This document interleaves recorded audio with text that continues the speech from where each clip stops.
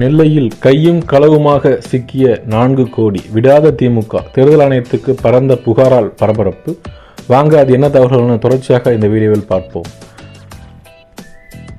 நெல்லை express ரயில் சென்னை எழும்பூரில் இருந்து இரவு 8:10 மணிக்கு புறப்படும். இந்த ரயில் சிலர் பணம் கடத்தி செல்வதாக தேர்தல் பறக்கும் படை அதிகாரிகளுக்கு புகார் வந்தது. இதையடுத்து தேர்தல் பறக்கும் படையினர் நேற்று இரவு 9 மணி அளவில் தாம்பரம் ரயில் நிலையத்தில் நின்ற நெல்லை எக்ஸ்பிரஸ் ரயிலில் சோதனை நடத்தினர். இந்த சோதனையில் ரயிலின் குளிர்சாதன பெட்டியில் கட்டுக்கட்டாக பணம் இருப்பது தெரிய வந்தது. இதையடுத்து இந்த பணத்தை தேர்தல் பறக்கும் படையினர் பறிமுதல் செய்தனர். விசாரணையில் இதில் ரூபாய் 4.5 கோடி பணம் இருப்பதாக தெரிய வந்துள்ளது. பணத்துடன் பிடிபட்ட 3 பேரையும் தாம்பரம் காவல் நிலையம் அழைத்து சென்று போலீசார் தீவிர விசாரணை மேற்கொண்டு வருகின்றனர். லோக்சபா தேர்தலையொட்டி வாக்காளர்களுக்கு விநியோகிக்க இந்த பணம் நெல்லைக்கு கடத்தப்பட இருக்கிறதா என்ற கோணத்தில் போலீசார் விசாரணை நடத்தி வருகின்றனர். இதேபோல் இங்கு கைப்பற்ற பணம் நெல்லை பாஜக வேட்பாளர் நாயினாள் நாகேந்திரன் கொடுக்கப்பட உள்ளதாகவும் உறுதிப்படாத தகவல்கள் வெளியாகியுள்ளது.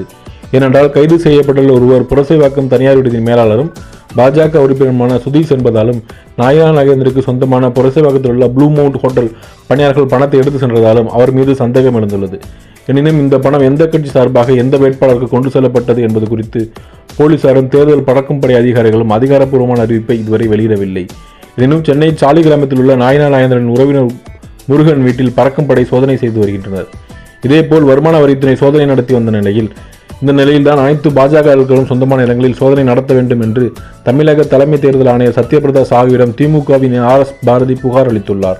தாம்பரம் ரயிலில் 4.5 கோடி பறிமுதல் செய்யப்பட்டுள்ளது. இது நெல்லை லோக்சபா வேட்பாளர் நாயினாள் நாகேந்திரனுக்கு சொந்தமானது என்று கூறப்படுகிறது. இது தொடர்பாக பல்வேறு இடங்களில் சோதனை நடத்தப்பட்டு வருகிறது. இங்கு மட்டுமின்றி பாஜகவின் அனைத்து வேட்பாளர்களும் சொந்தமான இடங்களிலும் சோதனை நடத்த வேண்டும் என்று புகார் அளித்துள்ளார். இந்த நிலையில் தாம்பரம் ரயில் நிலையத்தில் கைப்பற்ற படம் யாருடையது என்பது தொடர்பாக நாயினாள் நாகேந்திரன் விளக்கம் ஒன்றை அளித்துள்ளார். அவர் கூறுகையில், தாம்பரம் நிலையத்தில் கைப்பற்றப்பட்ட 4 கோடி ரூபாய்க்கும் எனக்கும் எந்த தொடர்பும் இல்லை. அந்த பணத்திற்கும் எனக்கும் எந்த சம்பந்தமும் இல்லை.